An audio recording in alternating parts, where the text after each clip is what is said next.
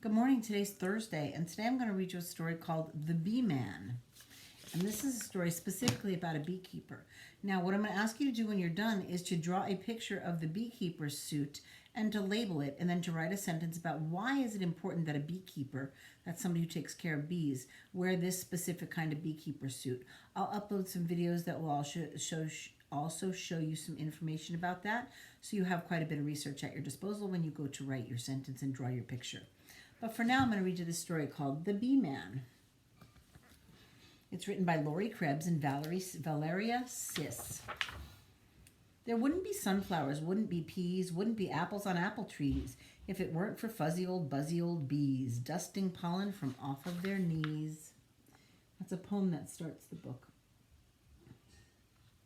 It's a nice way to start a book, with a poem about what you're talking about, isn't it? The Beeman, written by Lori Krebs.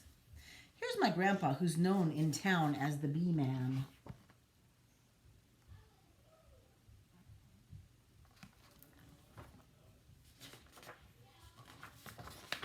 Here is his jacket with zippered up hood that covers his face just the way that it should when he visits his hives as the Beeman. There's his jacket. That's one part of the beekeeper suit that you'll need to draw and label. His jacket. Here are his gloves made of cotton and leather, protecting his hands in all kinds of weather when he tends to his hives as the Beeman. All right, now look at his gloves. That's another part of his beekeeper's suit that you will have to draw and label. Here is the beehive where all the bees sleep, tucked in a box called shallow or deep, and then placed on a stand by the Beeman. So this is where the beehives that the beekeeper keeps. That's very different than the beehives that they build inside trees, right? Or houses. Sometimes they build them inside people's houses. Here is the smoker that quiets the bees and a hive tool that opens the beehive with ease for a much closer look by the Beeman. So he needs lots of special tools, doesn't he?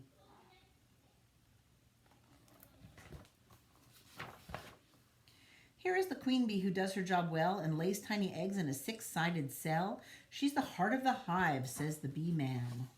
So she's the most important bee, the queen bee. She's the one who lays the eggs and produces more bees. And the workers help her. Here are the drone bees with big bulging eyes and a large appetite supporting their size. They mate with a queen, adds the Beeman. There's, look closely. He has a face covering, see that? And netting that covers his face.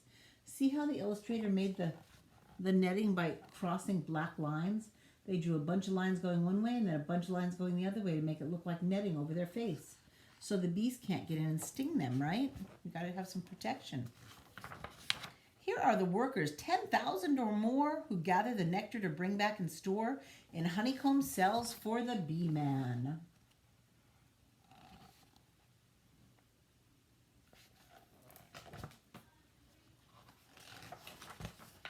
Here are the house bees with swift-moving wings that dry up the nectar a worker bee brings, making honey for me and the Beeman. So the house bees beat their wings to create wind and a little bit of heat. And that helps to dry the nectar to create honey. Here's the extractor. It's clickety-clack, removing the honey from frames on its rack and filling up jars for the Beeman. So what they do, the clacker vibrates the honeycombs. And by vibrating, which means going like this, by vibrating it, all the honey drapes out of the honeycomb without harming the honeycomb, so that the bees can go back in, bring more nectar, and build and make more honey.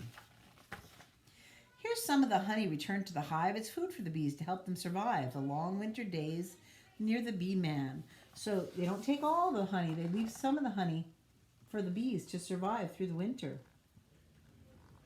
That's their food, right? So they need to leave some of them. But they make so much that they can take some and leave some, and it keeps them healthy. Here are the bees protected from harm inside the hive, huddled cozy and warm. So they'll be here next year, said the Beeman.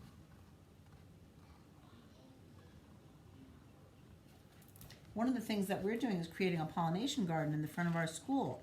Some of you are going to bring plants or decorations to add to our pollination garden. So every time you walk by or drive by on your way to school, you can see our pollination garden, which is a place that attracts birds and bees and insects that pollinate other insects. That's a very important job in nature. Here is the wagon filled up to the brim with bottles of honey collected by him and brought to the house by the Beeman. There it is. Wow. That's a lot of honey. Here are the muffins. All warm and delicious and dripping with honey on Grandma's best dishes. So they use their honey to make muffins and to put on muffins. Some people put honey in tea. Some people bake with honey. I'm glad that my grandpa's the bee man. I wouldn't mind knowing a bee man or a bee woman. That would be very cool. That would be very cool. All right. So that's our story about the bee man today. Now remember, your job is to draw the beekeeper suit that the beekeeper, the bee man used, or that any beekeeper uses, and label the parts that are important, and then write one sentence about why do they need a beekeeper suit like that? What's the purpose of it? All right, I can't wait to see your work. Remember, when you write your sentences, capital at the beginning. I have a few friends who always forget their capital at the beginning lately. Don't forget your capital. Start every sentence with a capital. No capitals in the sentence unless you're using a proper name like your name. And then a period at the end and spaces between your words. We're doing very well with our spacing between our words now. All right, good job. I can't wait to see your work, friends. Love you.